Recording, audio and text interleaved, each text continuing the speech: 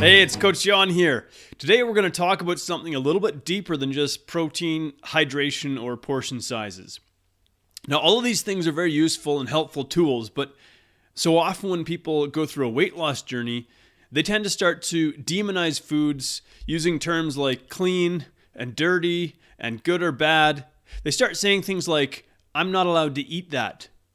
And the major problem with this type of thinking is it's applying emotional labels to food.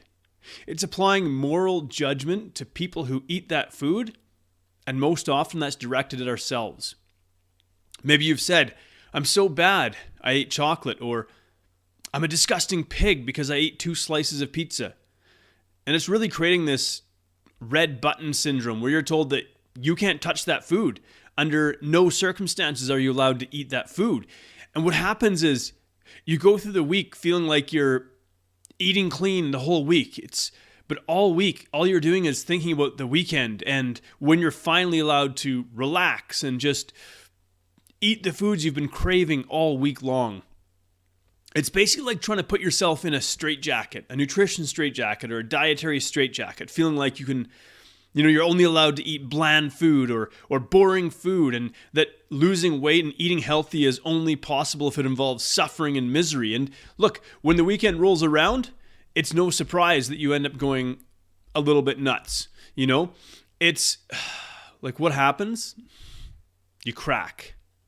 It's the weekend, and you know that on Monday, you got to put that straitjacket back on. So you try to cram in as much indulgence as possible because Monday comes around and you feel like, I can't eat that stuff. It's not the weekend anymore. This doesn't make you a bad person. It doesn't mean you're a failure. And the thing is, it's absolutely possible to enjoy some foods that are less healthy during the week. It's absolutely possible to enjoy some indulgences on the way to losing weight. You can incorporate them into your eating. And you see, there's 3 big reasons why you can't stick to a diet for very long.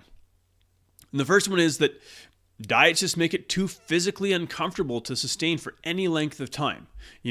Like we can only go through starvation and hunger and eating basically crappy tasting food for, we can only follow a, no fat, no carb, no sugar, no fun, no anything diet for so long.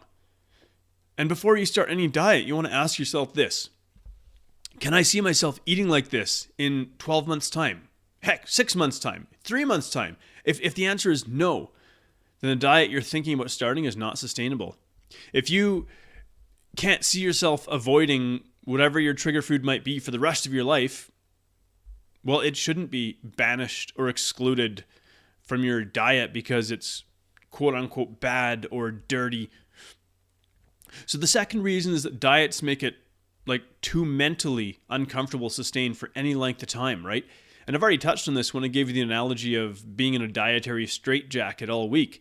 We can only twist ourselves in knots for so long before we finally crack, And when we try to overhaul everything all at once, it's done in this, like we're trying to get rid of the pain that we feel because of the weight that we have and how we feel around our current health and our body shape and our weight. The thing is that too much change all at once, it makes our brain react with fear and drive us back to familiar habits. And this kind of goes to what's referred to as the lizard brain or the animal brain. It's used to habits and routine and safety. And when we try to overhaul everything all at once, your brain will react and fight back and say, no, we have to go back to what's familiar. And this is the major problem with diets altogether. They're trying to apply a food solution to a problem that goes way beyond food. And this leads into the third point as to why diets always fail. And that is they don't address this glaring elephant in the room, and that is your relationship with food. If the only thing you're changing is the food you're eating, you're not going to change long term. The food you're eating is a symptom, it's not the root cause. It's critical that you start to think about how you can change your relationship with food. Think about how you react to food, to understand that you're going to have to develop a new way of thinking, some new habits and some new behaviors if you want to lose weight and actually keep it off. Because what good is it to lose 30 pounds only to gain it all back? And diets have a history of failure. Over 95% of people who diet to lose weight within 3 years have gained all the weight back, and many of those people have gained back even more. The thing is it's this diet mentality that keeps you moving from one diet to the next. You'll never be able to stick to anything because eventually you're going to figure out that cutting out carbs didn't solve what's actually going on. And this is why people gain weight back. They never learn the right mindset along with the healthy habits and behaviors necessary to keep weight off. They just, you try to buckle down and white knuckle your way through something for a few months until you just can't take it anymore because you're like, I can't live like this. This isn't living, right? And most diets, they get more difficult to follow as time goes on, and it's not a sustainable strategy. So to bring it back to the challenge and today's task, it's a bit of a difficult one. I want you to post a picture of a food that you crave, or a food that you might think is a trigger food. And I want to see like, can you actually identify why you eat that food? Because I'm pretty sure it's not out of hunger. And I differentiate between what I call above the neck and below the neck, right? Below the neck is your stomach physically telling you that you're hungry. Above the neck is your brain telling you, I need this food because, right?